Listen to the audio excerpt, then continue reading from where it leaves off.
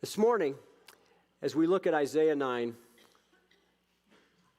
there are some of you here who've been at Calvary for a long time. If you were here 3 years ago, in 2018, on this very Sunday, Communion Sunday, the first Sunday of the month, December 2nd, we actually looked at this very passage. And some of you might be saying, "Oh, Pastor Steve, is that the way you work? Do you just grab the same passage at Christmas every year and preach the same 4 messages?"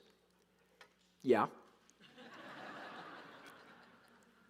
The passages that we look at around Christmas time are so similar, and the passages become very familiar because there are so many, and this is one of those passages that is very familiar to us.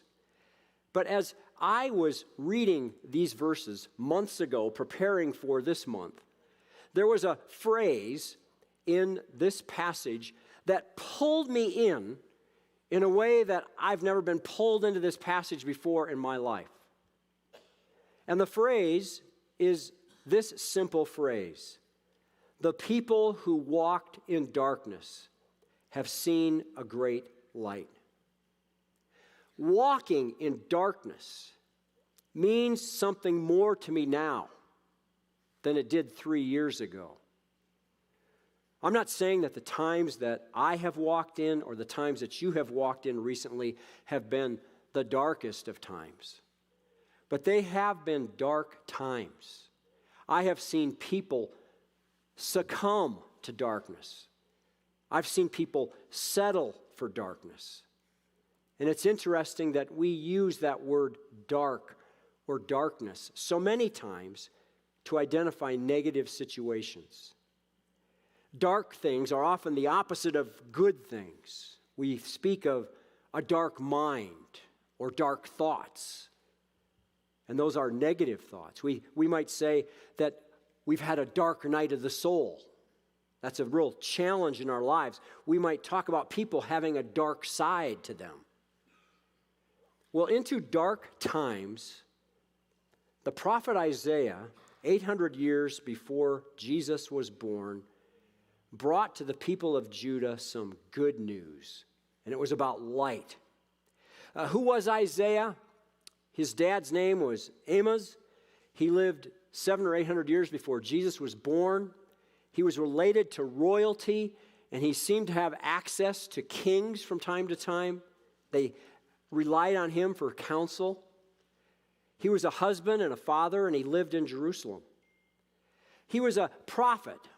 And sometimes when we go through the Old Testament and we find prophets, we see that they are called seers, S-E-E-R-S, seers, because they see visions of God. And we find in Isaiah that at the very beginning of his book, we read the vision of Isaiah, the son of Amos, what he saw concerning Judah and Jerusalem. Isaiah 6-8 is a passage that I hope at some point in your life you've read as you found the call that Isaiah had on his life. He got this incredible vision of heaven where he saw God on the throne.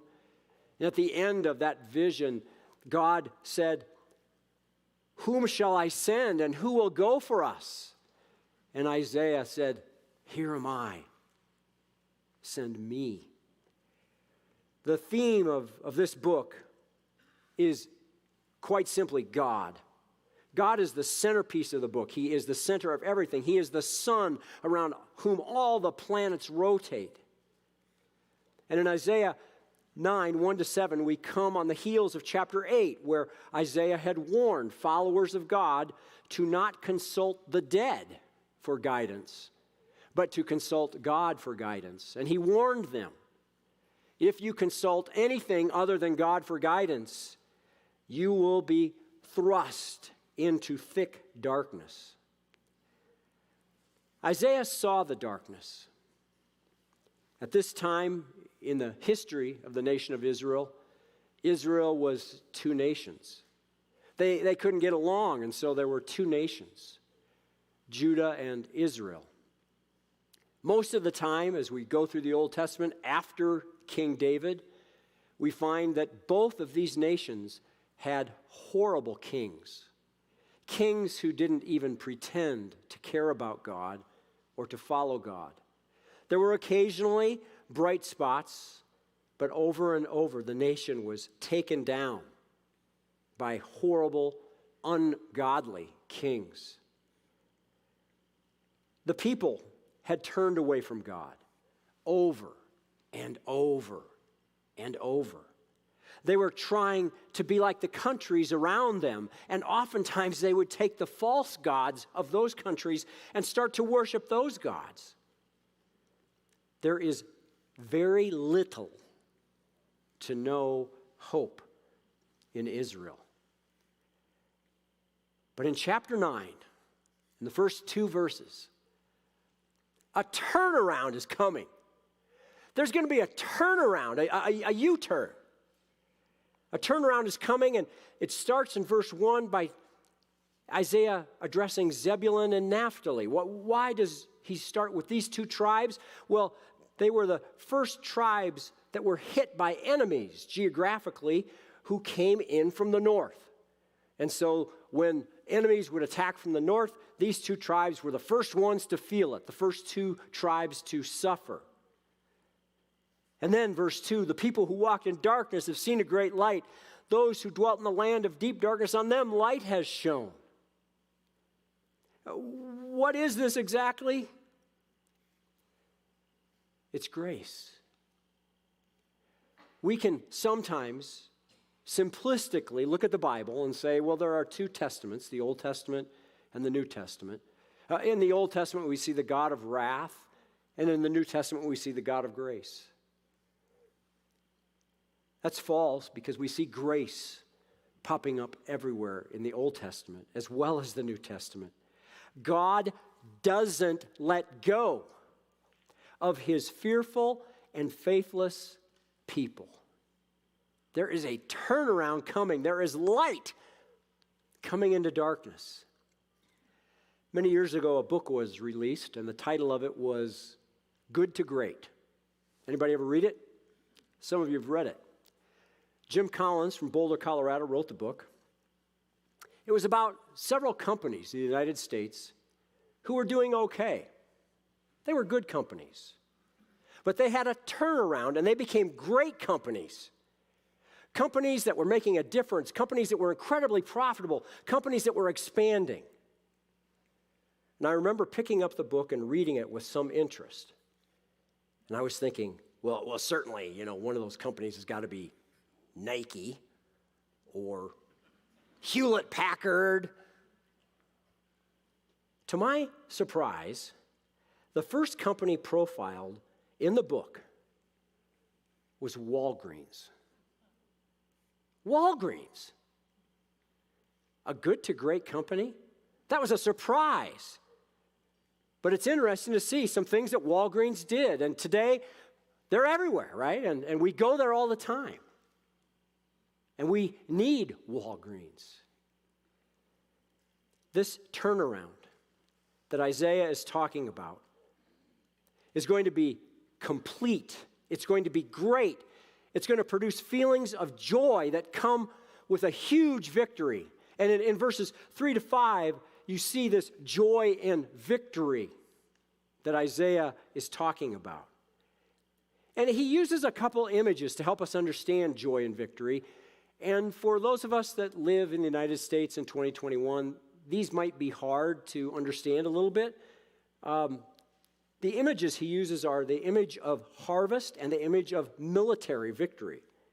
Harvest was a time of great joy as crops were harvested and brought in. They had been cared for months and months, and now it was time for them to be used as food or turned into money for those that have been taking care of those crops. It was a time of joy.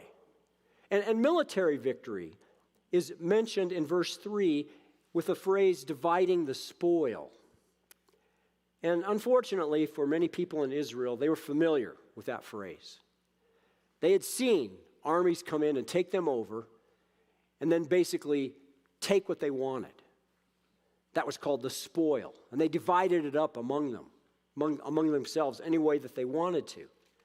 This had happened. Verse 4 talks about a victory in Midian.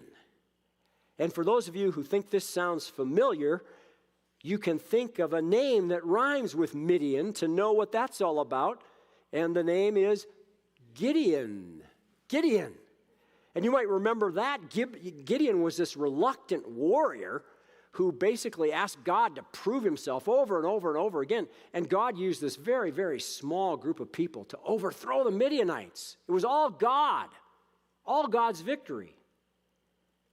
Verse 5 is more military talk. After all had been plundered from the enemy, all the worthless, blood-soaked materials were taken and piled up and burned. These verses have the word joy, they have the word rejoicing and gladness to describe this experience of the people of God. I'd like you to think for a little bit about some of the discouragement in your own life that you've gone through at some point. Have you ever been down 30 points at halftime? You ever been $2,000 overdrawn in your account? Whoops, the turkey was supposed to be cooked at $3.75, not $2.75. Think of going to have your car tuned up and finding out that you need $5,000 worth of work.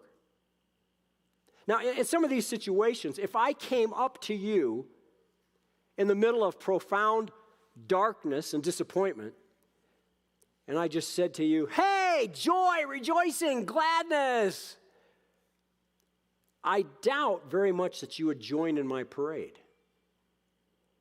We are all logical people.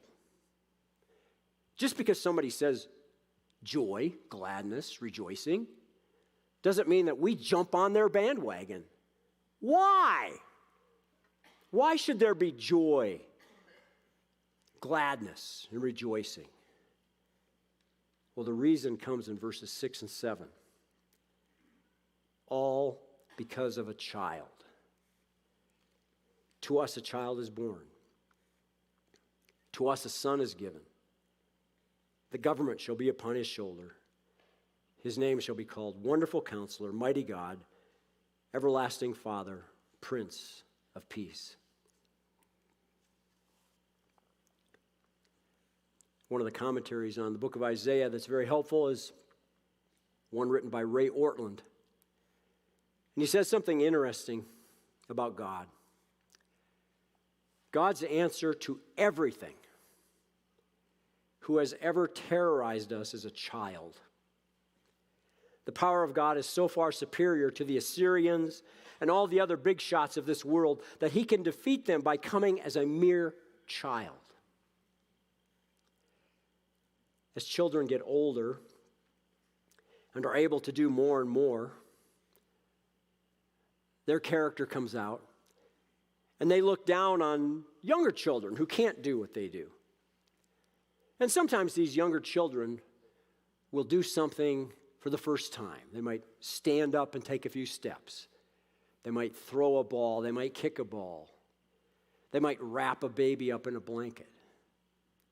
And I've heard a comment from older kids toward younger kids so many times I can't count. These kids, when I was growing up and throughout my entire lifetime, have oftentimes turned to these younger kids who are doing something for the first time and said, that's so easy, a baby can do it. That's so easy, a baby can do it. God is saying through Isaiah, all the darkness in the world, all the discouragement in the world will turn to joy and victory. Not because of a huge army, not because of an extraordinary amount of money, not because of an intelligent political leader, but because of a baby. Really? Really? And the names of this child are striking, like no other child we've ever heard about.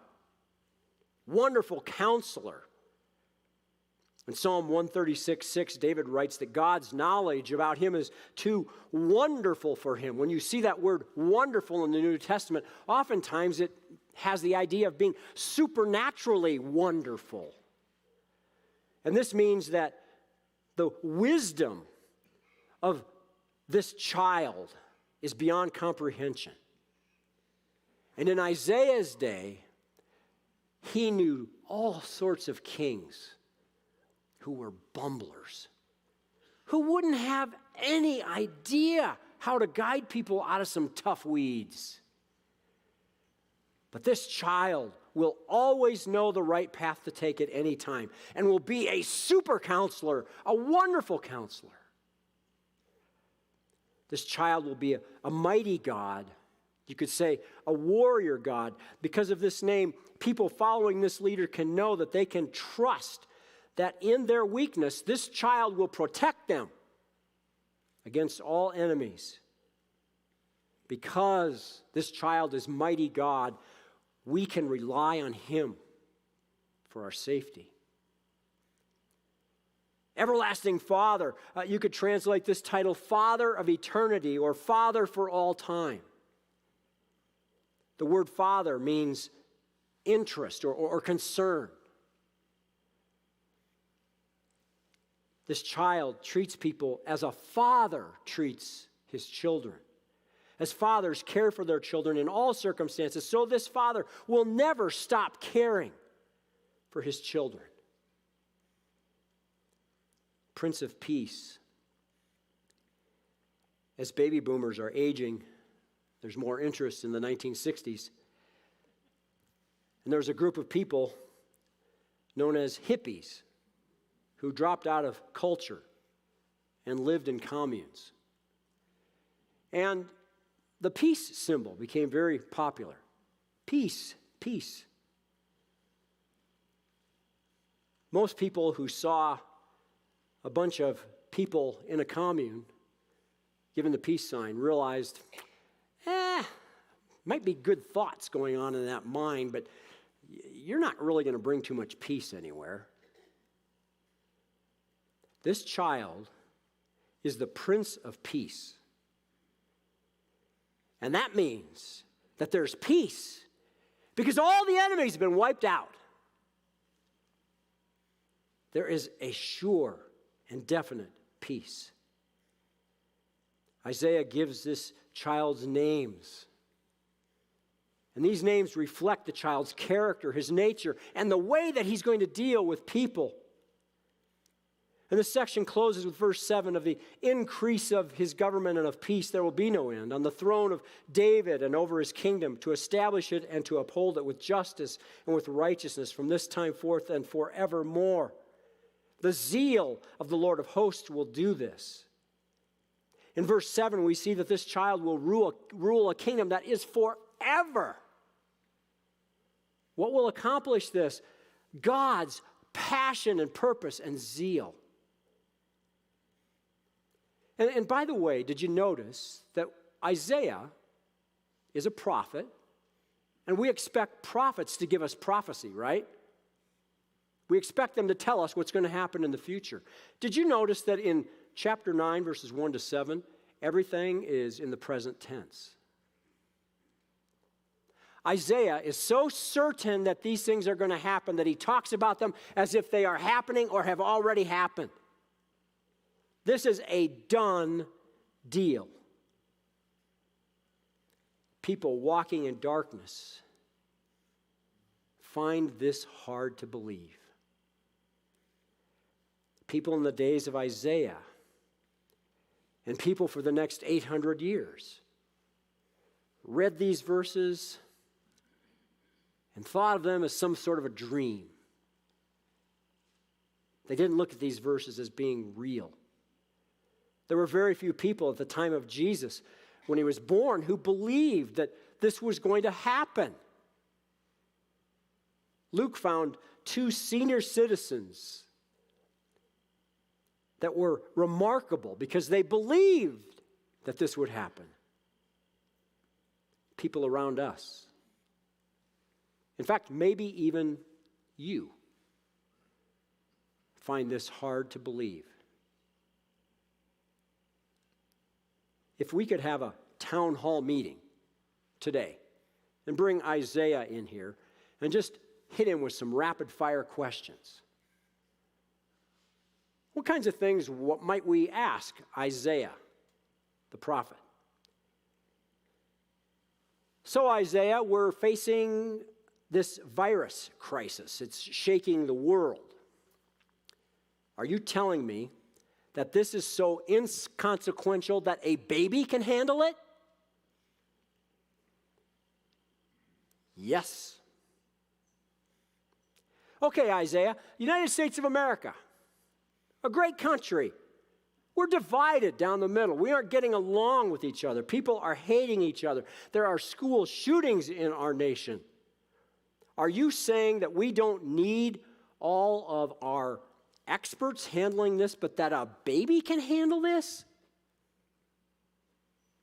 Yes. What about the Palestinian crisis? A baby? Yes. What about the refugee crisis? A baby? Yes. What about the economic crisis? A baby? Yes. I sometimes forget that Jesus was raised on the Old Testament. He was taught to read the Old Testament. He was taught the language of the Old Testament. And when he began his public ministry in his hometown, he grabbed the Isaiah scroll and read it and said, "It's me. This is happening now." And I can't help but believe that Isaiah 9 could not have been too far from the mind of Jesus when he spoke the words of John 8:12. I'm the light of the world. Whoever follows me will not walk in darkness, but will have the light of life. Don't walk in darkness anymore. Believe the gospel today, this good news of Jesus, that he came and lived a perfect life, died sacrificially for you, and paid the penalty for your sins. You don't need to walk in darkness anymore. Believe Jesus today. Believe the gospel today. And as unimaginably good as all of this actually is, there's something that I hope takes you down a notch, humbles you. In a sermon that Matthew recorded for us, Jesus looked out on a crowd of people on a hillside. They were his followers. They were his believers. And he said something amazing to them. You are the light of the world. A city set on a hill cannot be hidden. You're the light of the world. You are the light of the world. A city set on a hill cannot be hidden. Sometimes Calvary Church is hidden. A few years ago, a city official told me that every day, 27,000 cars drive by our property. That was a couple years ago. I'm sure that hasn't decreased. And in a couple weeks from now, on a Friday night, we want to become very visible to our community. Come to the Charlie Brown Outreach. Just come. Invite people. Pray. But if you can't invite anyone, if you can't pray, come. Just be here.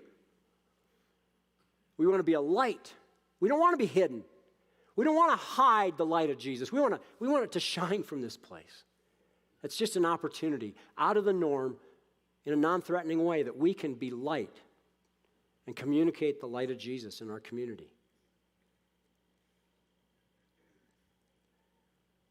A lot of meetings that I have with people are in coffee shops. And those of you that have had some of those meetings with me know that I don't like my coffee black. I like it beige.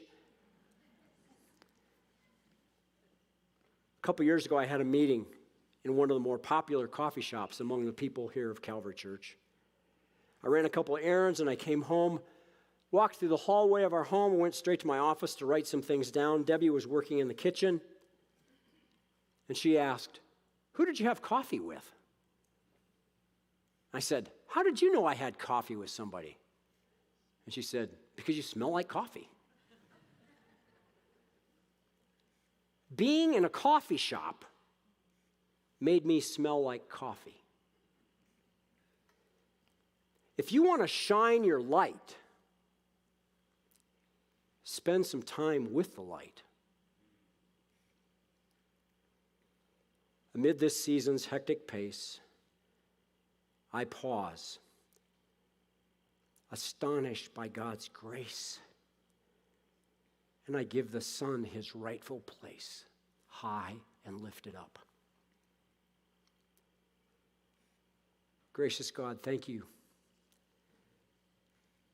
that the prophecy of Isaiah 9 is a sure thing. It's a done deal. And thank you that we've already experienced a big part of this prophecy, because we no longer walk in darkness. We walk in the light of Jesus Christ. And so today, help us to be light. Help us to shine your light. Even if we're just one candle in a huge cavernous room, may we just shine the light that you've given us for your glory and honor.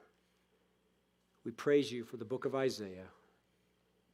We praise you that you, Jesus, are the light of the world, and that you enable us to also be light in this dark place. Amen.